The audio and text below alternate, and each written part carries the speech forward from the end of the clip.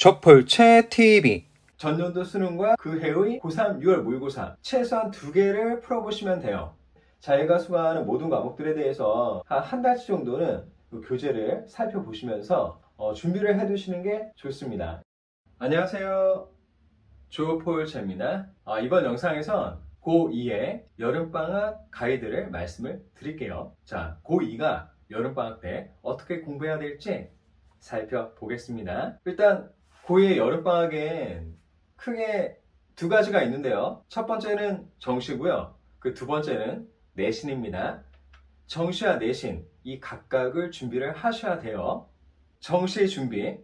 방학의 정시 준비는 어떻게 하시냐면요. 기출문제를 풀어보시는 거예요. 근데 풀어야 되는 기출문제가 많잖아요. 하지만 걱정하지 마시고 최소한 2개를 풀어보세요. 전년도 수능과 그 해의 6월 모의고사 이렇게 2개입니다.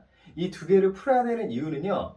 그 두 시험이 평가원에서 출제를 했기 때문이고 여러분이 치를 수능을 추측하는데 가장 최신의 자료가 그 두 시험이기 때문이에요. 자, 명심하세요. 전년도 수능과 그 해의 고3, 6월 모의고사 이렇게 최소한 2개를 풀어보시면 돼요.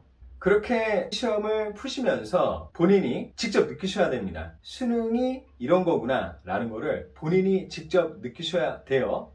여기서 중요할 거는요. 몇 개를 풀었느냐가 중요한 게 아니고요. 내가 푼 문제를 내가 얼마나 소화를 했느냐, 얼마나 이해를 했고 또 그거를 얼마나 숙지를 했고 그것과 관련된 문제가 나오면 내가 맞추느냐 못 맞추느냐 이게 중요한 겁니다. 자, 문제풀이 할 때 그냥 풀이를 했다는 만족감에 끝이고 그러다 보니까 그냥 양쪽으로만 많이 푸는 거예요. 근데 그거는 하나도 중요하지 않습니다. 그것보다는요. 내가 푼 문제를 내가 얼마나 소화를 했느냐 이거예요.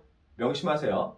그래서 문제를 풀 때는 실제 시험처럼 풀도록 하시고요. 제일 좋은 건 아예 그냥 하루 날을 잡아서 실제 수능처럼 풀어보는 거예요. 그렇게 풀어본 다음에 푼 문제들을 자기가 다시 복기를 하는 거죠. 그게 제일 좋습니다. 근데 현실적으로 그렇게 하루를 통으로 수능처럼 떼내서 치르는 게 굉장히 어려워요.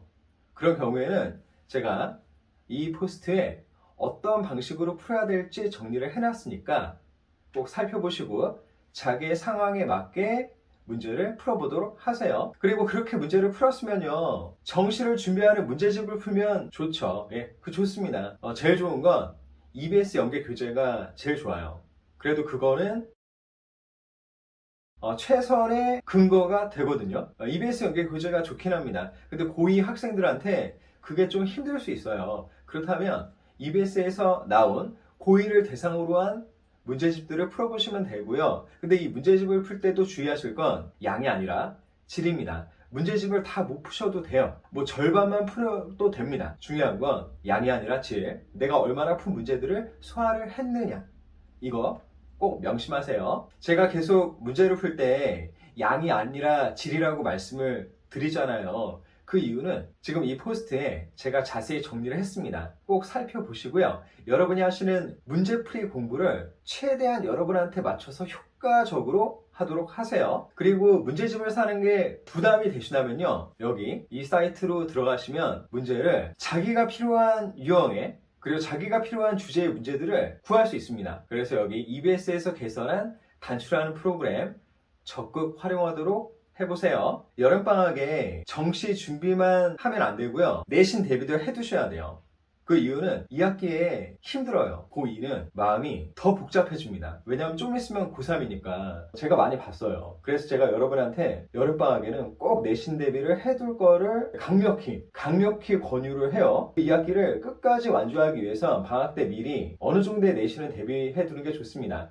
일단 한 달치 정도 해두시고요. 국수, 영 등등 자기가 수강하는 모든 과목들에 대해서 미리 한 달치 정도는 그 교재를 살펴보시면서 준비를 해두시는 게 좋습니다. 일단 여기서는 이 정도로만 말씀을 드릴게요. 자, 여러분 고등학생은요 방학이 어마어마하게 중요합니다. 일단 고3의 여름 학기에 대해서 제가 이렇게 자세하게 정리를 했으니까요. 꼭 살펴보시고 그리고 이 내용을 고2 상황에 또 적용을 해보도록 하세요. 여러분 이번 여름방학 알차고 또 보람차고 또 건강하고 행복하게 잘 보내시기 바랍니다.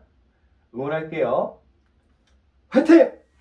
더 좋은 수업, 더 좋은 세상. 언어를 넘은 치유. 이 꿈에 함께 하셔서 감사드립니다. 그럼 행복하세요. 다음에 또 만나요.